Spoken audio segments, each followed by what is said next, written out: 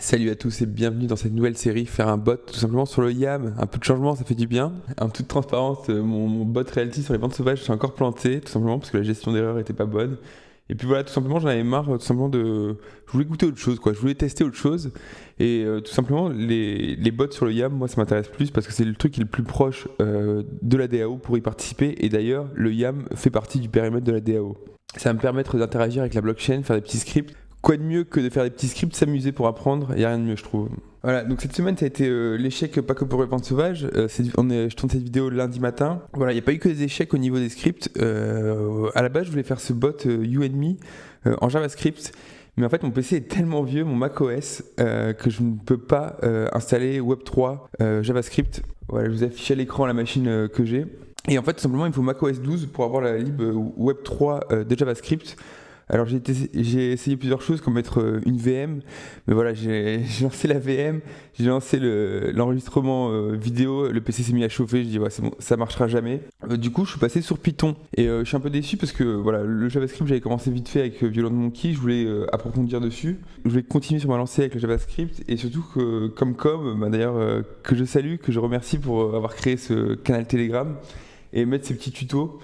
Franchement, c'est juste génial. Et franchement, je vous invite à le rejoindre. Je vous mettrai le lien en bas dans la description.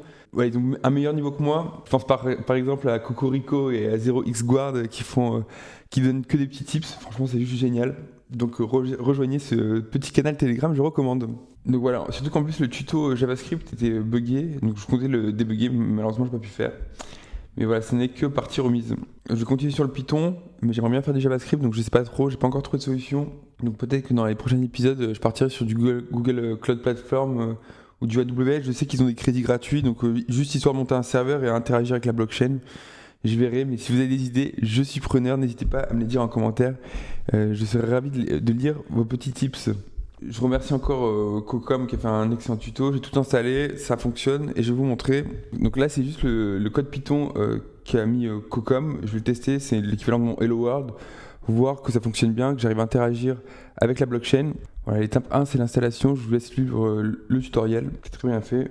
Et si vous bloquez, n'hésitez pas à faire un petit coup sur ChatGPT ou sur Google tout simplement. Donc voilà, moi je suis sur Mac. L'UTF-8, vous allez voir, c'est important. Et il a fait un petit programme tout simplement. Et à la fin de l'installation, il vous dit que vous allez interagir avec un RPC. Et qu'est-ce que c'est un RPC? C'est un Remote Procedure Call en fait tout simplement. Je pense que c'est l'équivalent un peu des REST API pour la blockchain. Vous allez taper sur une URL et vous pouvez récupérer des informations. Donc de ce que l'on prend sur le code, il appelle le RPC, il appelle la librairie Web3 qui charge un objet qui lui aussi s'appelle Web3. Et après, il peut faire par exemple .eth, .block number pour voir le dernier. Je suppose qu'il y a plusieurs accesseurs, plusieurs get. Je peux encore tout checker.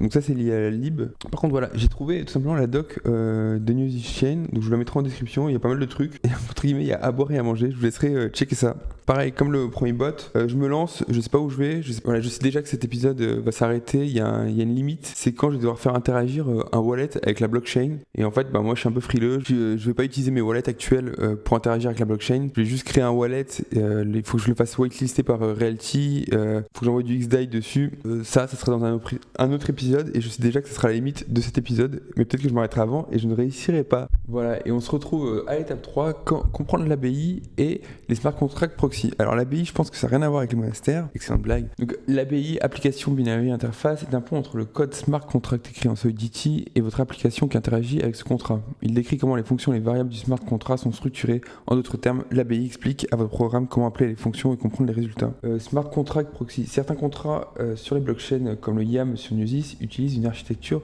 de proxy. Cela signifie qu'au lieu de pointer directement vers un smart contract unique, il utilise un proxy pour envoyer les appels à une adresse différente. Le proxy permet de mettre à jour le smart contract sous de latence sans changer l'adresse principale. Ainsi, quand tu interagis avec l'adresse du proxy, elle redirige vers un contrat actuel.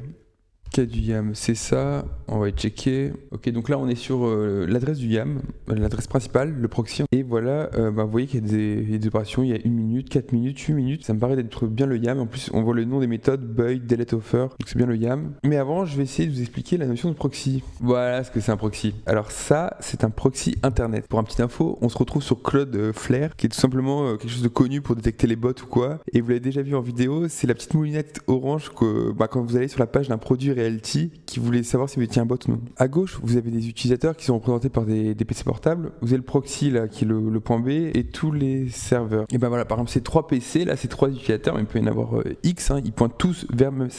Voilà. Et ce proxy là qui est une adresse du coup smart contract, je vais vous l'expliquer tout simplement avec une télécommande cassée. Alors vous voyez tout ce que c'est une télécommande, c'est un boîtier en plastique avec un circuit électronique à l'intérieur. Bon, en fait, le plastique, c'est tout simplement l'interface et la partie circuit électronique, je le vois en fait tout simplement comme le smart contract proxy, la porte d'entrée. Mais sauf que c'est pas un boîtier en plastique pour un circuit électronique, c'est plusieurs boîtiers en plastique pour un seul circuit électronique qui est commun, qui est mis sur la blockchain. Et si vous ne comprenez pas ce que je veux vous dire, simplement là, le premier PC, en fait tout simplement, ça serait peut-être par exemple l'interface officielle du YAM, qui est voilà, une interface web, vous pouvez interagir, vous cliquez dessus, vous faites vos achats. Donc il y a l'interface qui est entre guillemets le boîtier en plastique, et en dessous il y a le proxy smart contract qui lui pointe vers les fonctions du smart contract, qui pointe lui vers les fonctions du YAM. Et donc voilà, et en fait la surcouche, le plastique, vous pouvez le changer, vous pouvez le pimper, le customiser. Par exemple, c'est ce qu'a fait Alexis avec son outil YAM by Offer ID.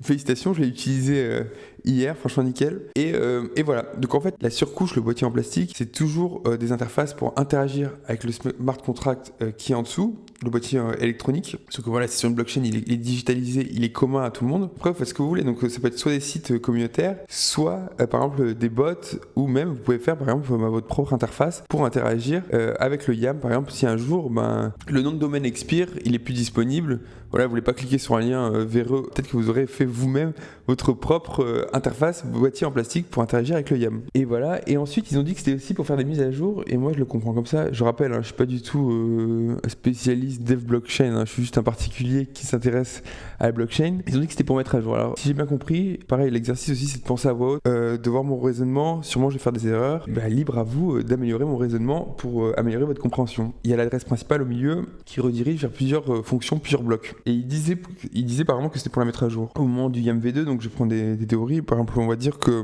aujourd'hui je veux faire une vente privée, il y a une fonction vente privée, mais je peux mettre qu'une adresse. Et peut-être un jour plus tard, voilà, vous pourrez mettre plusieurs adresses, et il n'y a que par exemple ce petit groupe qui pourra participer à ces ventes privées. Et au lieu de tout détruire comme c'est immuable dans la blockchain et de tout réécrire, et ils vont juste changer la fonction vente privée, qui par exemple pourrait être le bloc en bas à droite, là celui-là. Donc en fait il y a déjà la fonction vente privée pour une seule adresse qui est émise sur la blockchain. Ils font une nouvelle fonction où il y a plusieurs, c'est un groupe d'adresses privées. Et au niveau du proxy, au lieu de pointer sur celle-là, ils vont pointer sur celle du bas. Donc cette fonction elle se baladera toujours dans la blockchain, elle sera perdue dans les abysses de la blockchain. Mais en fait maintenant votre proxy pointera sur la fonction vente privée multi-adresse, et c'est comme ça qu'ils peuvent mettre à jour. Pareil, je le rappelle, je suis pas un spécialiste, si vous voulez plus d'infos précises, rejoignez le Telegram Bot Realty de Cocom qui est génial. Il y a des bons spécialistes comme 0xGuard ou Cocorico. Donc voilà, on en revient tout simplement au tuto. Il me dit d'aller là. Et il dit quoi? En conséquence, l'ABI peut être récupérée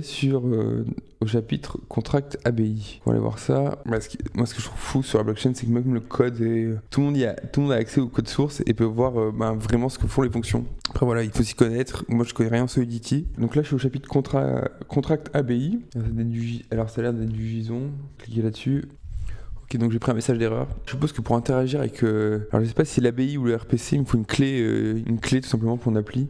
Comme je le fais depuis mon navigateur, mais en fait il n'y en a pas, et c'est pour ça que j'ai eu ce message d'erreur. Peut-être que je vais devoir faire une demande de clé et ça va s'arrêter là. Là pareil, il dit que c'est sur White as Proxy. Il est sur le contract C14. Ok, donc alors C14, là justement c'est le contract du YAM. Vous allez tout simplement sur l'onglet, vous arrivez sur la petite page, normalement vous êtes sur transaction, vous allez sur contract, code, et là il y a écrire comme un proxy.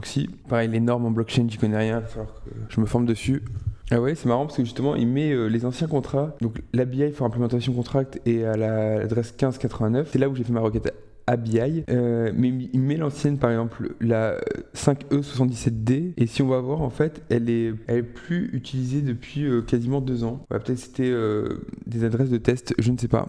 Je découvre avec vous, je vous rappelle. Je suis juste un mec dans son salon qui fait des vidéos, donc ne prenez pas ce que je dis pour acquis. Bon, moi je voulais jouer avec le smart contract, là je vais voir si je peux faire des trucs. Step 4, maintenant que vous êtes connecté à la blockchain Gnosis, L'étape suivante consiste à charger le contrat intelligence par contrat avec lequel vous souhaitez interagir. Charger le contrat. Une fois que vous avez récupéré l'API du contrat, voici comment charger le contrat dans votre script Python. Ok.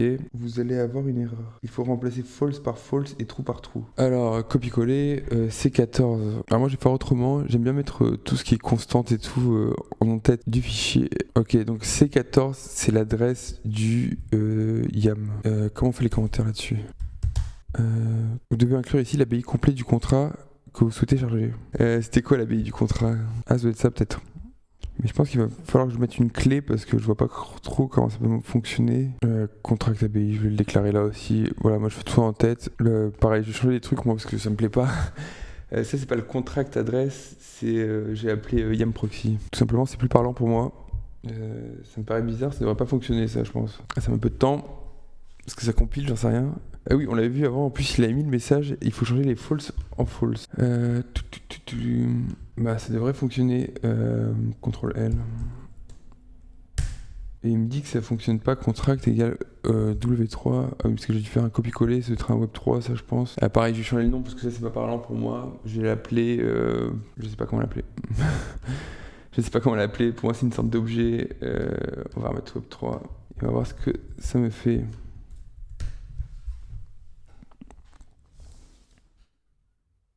Ah bah j'ai chargé le contrat. Yeah, come on, let's go. Vérifier si le contrat est chargé, ok génial. Pourquoi il me l'appelait contract? On va l'appeler, je vais l'appeler snapshot du YAM. Voilà, je suppose que, je sais pas encore si c'est dynamique ou pas.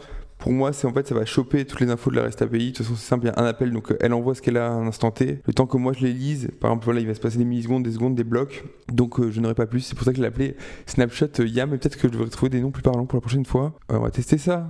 Donc voilà, et lire des fonctions sur un contrat, c'est sans frais de gaz. C'est dès que vous voulez écrire que ça va commencer à consommer du gaz. Je sais pas si ça va fonctionner parce que, comme vous avez vu, quand j'ai appelé l'ABI, je me suis fait rebond parce que j'avais pas de clé API. J'en ai toujours pas. Je ne sais pas pourquoi ça fonctionne. Waouh. Vous savez quoi? On va demander à ChatGPT.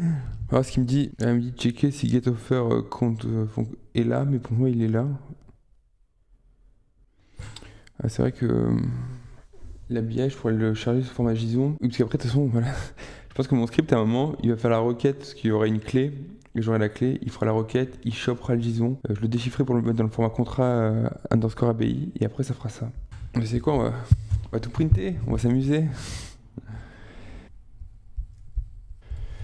Si c'est une fonction, tu me le prints, ok. Allez, CTRL L, c'est parti. Elle est là, getOfferCount, hein, c'est une fonction.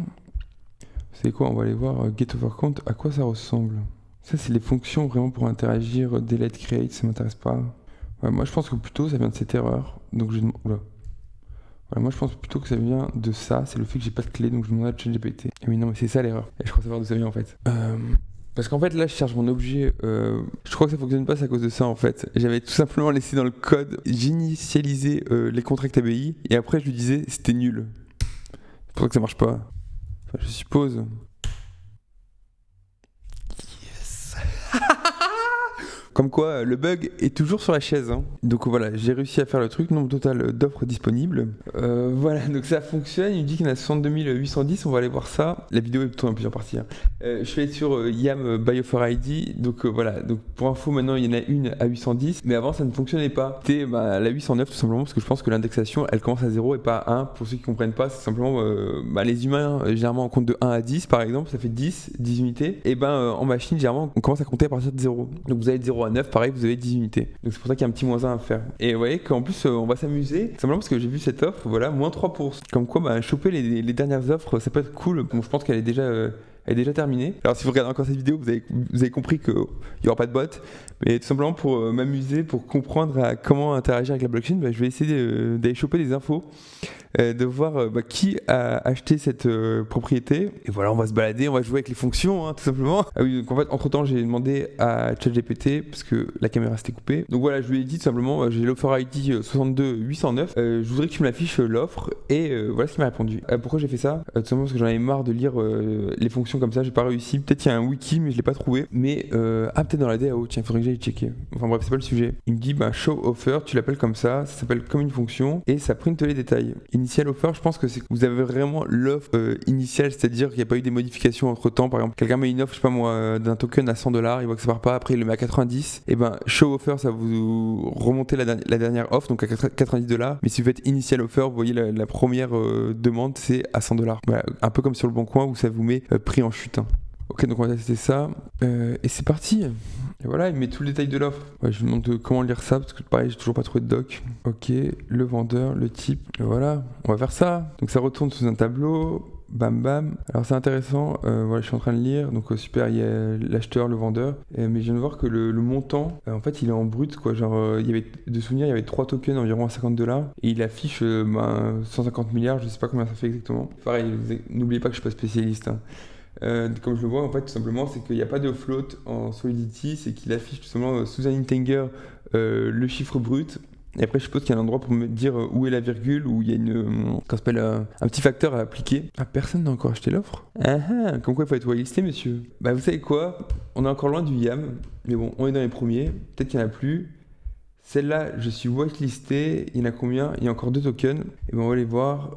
Hop, hop, hop. C'est moche ce que je fais. Voilà, si je fais ça, est-ce qu'il y en a encore?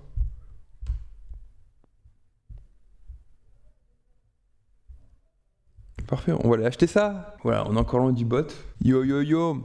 Alors intéressant, vous voyez que j'apprends, moi je connais rien, je suis vraiment un petit noob, je me suis dit putain mais c'est génial, j'ai eu 4,68%. En plus voilà, j'ai relancé mon petit programme et j'ai vu qu'il n'y avait toujours pas d'acheteurs. J'ai juste déposé du XDAI pour avoir du ARM wrappé XDAI et en fait ça marche pas. Pourquoi ça marche pas? Parce qu'en fait c'est une offre de purchase, c'est pas une vente, c'est une vente d'achat. C'est-à-dire qu'en fait la personne vous achète du Bentley là pour 48,47. Voilà, morale de l'histoire, faut faire attention. Voilà, j'ai commencé à manipuler, c'est intéressant. Si ça vous a plu, petit like, petit commentaire. J'attends vos retours pour le tips pour avoir pour installer Web3 JavaScript tout simplement sur mon Mac OS 11. Et voilà, moi je vous dis à la prochaine pour une prochaine vidéo et bonne semaine à tous. Ciao.